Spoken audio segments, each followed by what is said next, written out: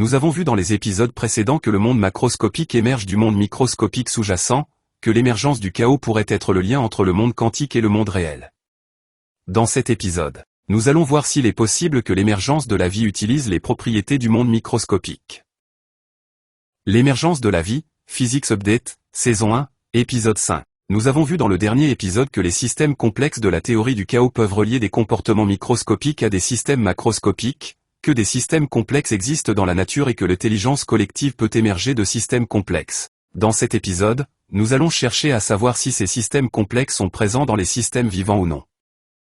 La question qui se pose ici est de savoir comment la vie a émergé de la matière physique, comment la biologie est apparue à partir de la physique et de la chimie. Nous savons que les molécules sont faites d'atomes, que les cellules sont faites de molécules, que les organes sont faits de cellules et que les corps vivants sont faits d'organes. Mais comment la première cellule est-elle apparue? La différence entre la matière inorganique et la matière organique est la reproduction. En effet, vous ne verrez jamais un atome ou une molécule se reproduire seul.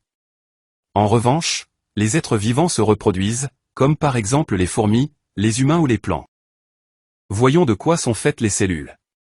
Chaque cellule est constituée d'un liquide enfermé dans une membrane, avec de nombreuses molécules telles que les protéines et l'ADN, ainsi que d'autres petites molécules. Le plan de construction des protéines se trouve dans l'ADN et l'ADN est constitué de 4 bases.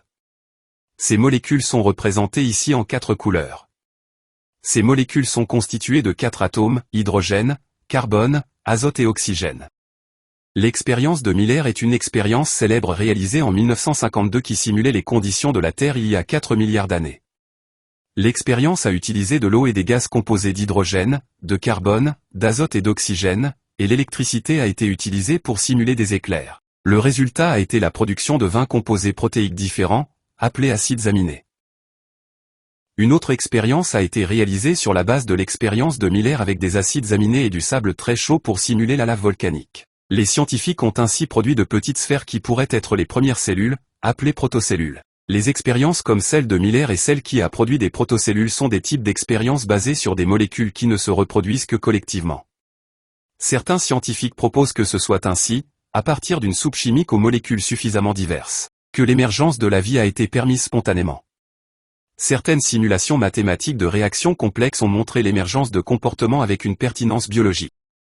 Si nous admettons que les propriétés des systèmes complexes de la théorie du chaos sont utilisées pour l'émergence de la vie à partir de la matière inorganique, le cerveau est un autre bon exemple des fonctions qui émergent dans les systèmes complexes. Mais même si nous supposons que les propriétés des systèmes complexes peuvent expliquer certains mécanismes de l'émergence de la vie, l'origine de l'information n'est toujours pas claire. La structure des protéines est un bon exemple de système complexe que les scientifiques ont du mal à expliquer.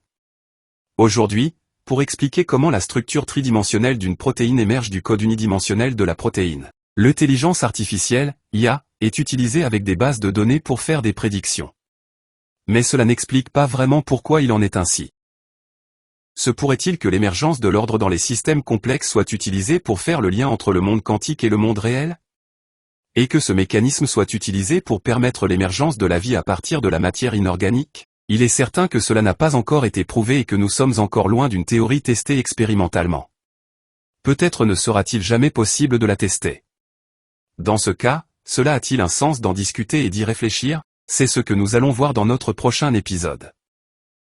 Dans cet épisode, nous avons vu que la différence entre la matière inorganique et la matière organique est la reproduction. Nous avons vu qu'il existe des expériences avec des systèmes complexes qui ont montré comment la vie pouvait émerger de la matière inorganique. Et nous avons vu qu'il pourrait y avoir un lien entre la vie, les systèmes complexes et le monde quantique.